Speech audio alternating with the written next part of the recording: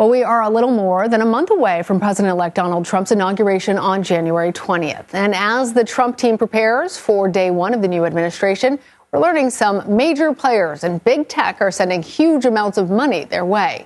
Amazon, led by Jeff Bezos, is donating $1 million to Trump's inauguration fund. Meta, led by Mark Zuckerberg, is also giving $1 million to the fund.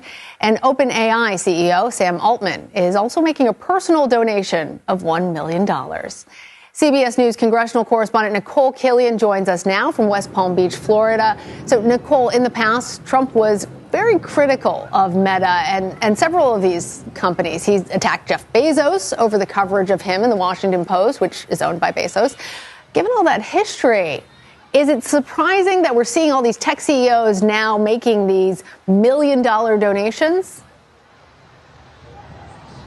Well, I don't know if I would call it surprising. I mean, at the end of the day, the tech sector has a pretty outsized voice in Washington. And so I think some of this is to just be able to, make inroads with the president-elect and let him know, I should say, that they are willing to be a potential partner with this new administration and try to smooth things over from the past. And in terms of the amount of money, while it does seem like a lot in the grand scheme of things, relative to the amount of money many of these companies make and the amount of money that needs to be raised for an inauguration, it's still a relatively modest amount. But again, I think this is really an attempt on the part of these companies to, again, try to mend fences, build bridges with the president-elect.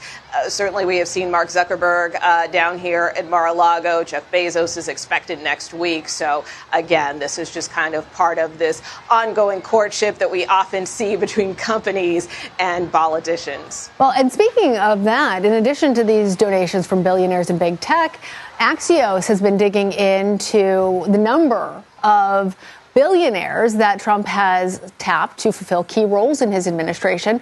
What might all of this mean for decisions, particularly policy decisions? Who's going to benefit from this?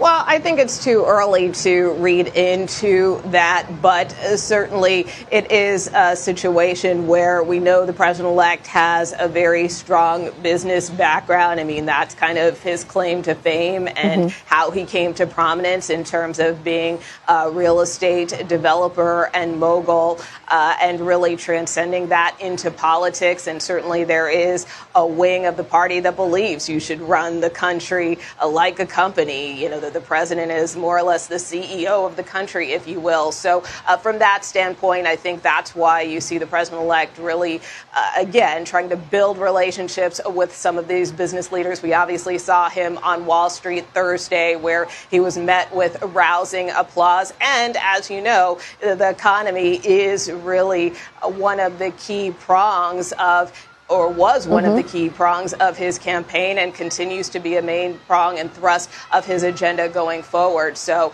having these conversations with major business leaders, billionaires, enlisting their support is just part of that strategy. Well, Nikole, let's switch gears just a little bit because we want to ask you about this. A lawyer for Robert F. Kennedy Jr., Trump's pick for Health and Human Services Secretary, petitioned the FDA to end approval of the polio vaccine. That vaccine's obviously been safely administered to Americans for decades. Many in the medical field say that this was revolutionary in the number of lives that it has improved. So how involved is this lawyer in the transition? Has the Trump team responded to this at all?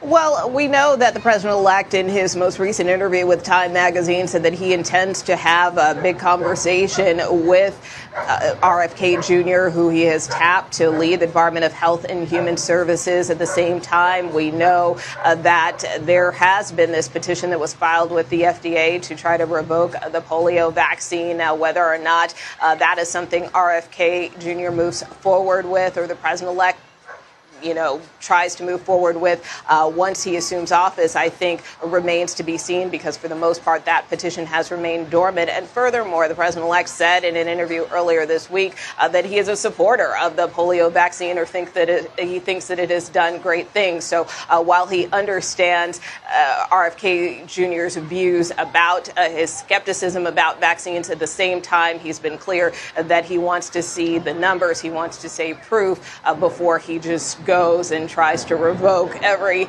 vaccine that's out there. All right, Nikole Killion, thank you.